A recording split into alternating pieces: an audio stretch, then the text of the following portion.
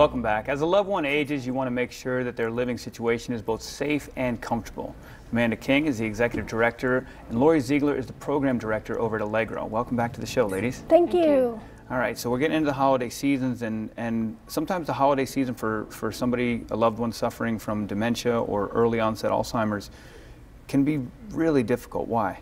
Correct. Even early onset cognitive issues is difficult.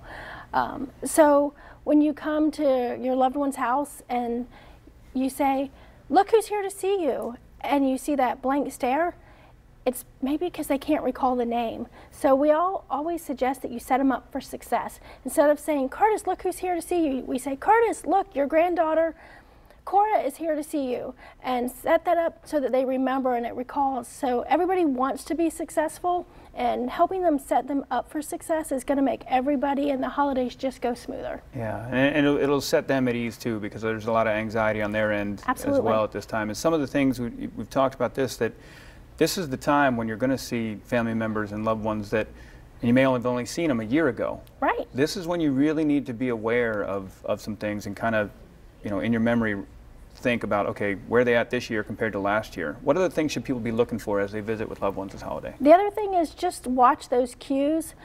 We all have routines every day. I have a routine when I get up and dressed in the morning, and when we have company, even you and myself, when we have visitors, everybody upsets those routines. Well, as we upset those seniors, it's going to frustrate them and get them off track.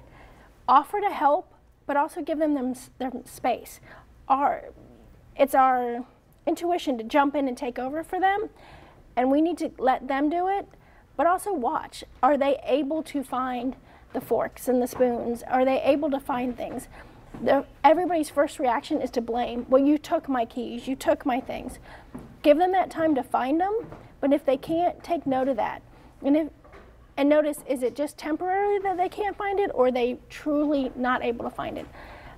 Usually we find with seniors, if they're having difficulty cognitively, sometimes they can hide it for a short period of time. Yeah. But now's the time you're going to see if they're truly having long-term difficulties. Yeah, with a lot of people in the house for holidays. Lori, as the program director over there for memory care, when, in your opinion, when is the best time for families to start considering or looking into memory care?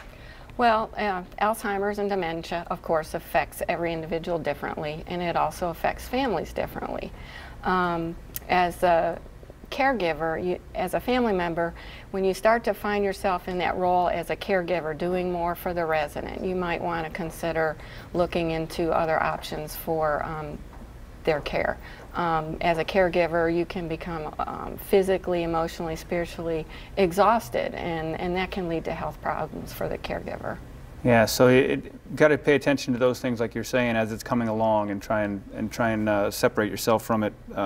You guys use a word at Allegro, ensemble. Correct. In your care. Explain how that comes into play. Well, ensemble looks at the whole person, all the different facets of their life when they were in their jobs, in their families, raising their families, and we try to take all those parts of their life and try to create meaningful engagement opportunities for them so that they can continue to enjoy their lives and feel have a purpose. Yeah, and so the programs, it's arts and crafts and taking them on trips around the city. Some of the stuff you guys do with them at Allegro.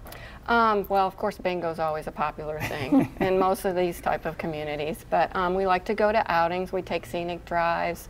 We go out for meals.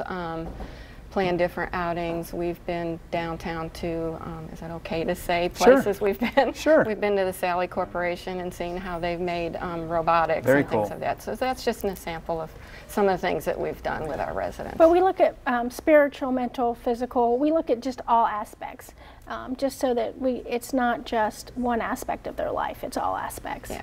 Yeah, ensemble. Yes. Yeah. And I'm sure we got a little bit of time left, but I'm sure you being with them as much as you are, Lori, you probably notice a big difference when you take them on out somewhere else. It's got to fill them with all kinds of energy. They smile. They enjoy having fun. There's no doubt that they still have that part of their personalities, that they can enjoy things like that. Yeah. Well, I'm sure you hear it from the families there a lot, both of you, but I'm sure they would all thank you as well. Thank you guys for what you do for all the families at Allegro. Thank you so much. I really appreciate you being on today. Thank you for having us. All right, we want to thank Allegro Management for making this segment possible. For more information about them or to schedule a private tour, you can visit allegroliving.com or you can call 904-278-4442.